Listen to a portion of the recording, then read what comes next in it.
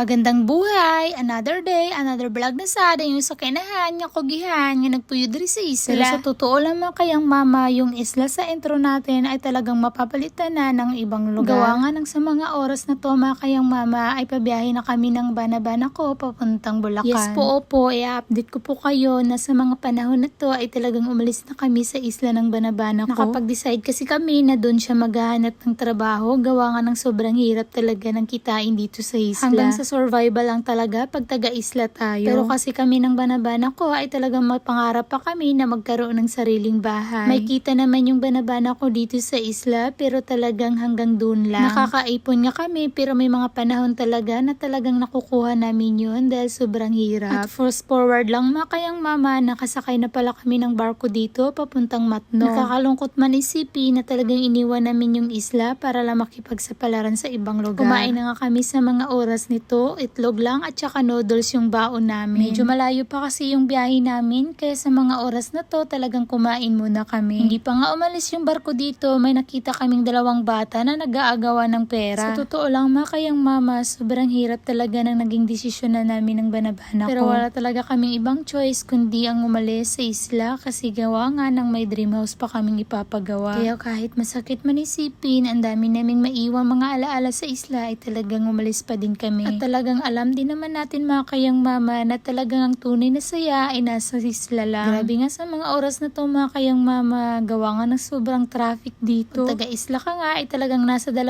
araw yung biyahe mo bago ka makapunta sa paroroonan mo. At sa mga oras na to mga kayang mama, sumakay na lang din kami ng LRT para mapabilis yung lakad namin. Iwan ko kasi dun sa bus na nasakyan namin, hindi kami binaba sa PTX na paroroonan talaga namin. Kaya hanggang dito na lang muna yung video natin mga kayang mama, ibibitin ko muna kayo. Maraming salamat sa panunood. Hanggang dito na lang. God bless. Amping kanunay.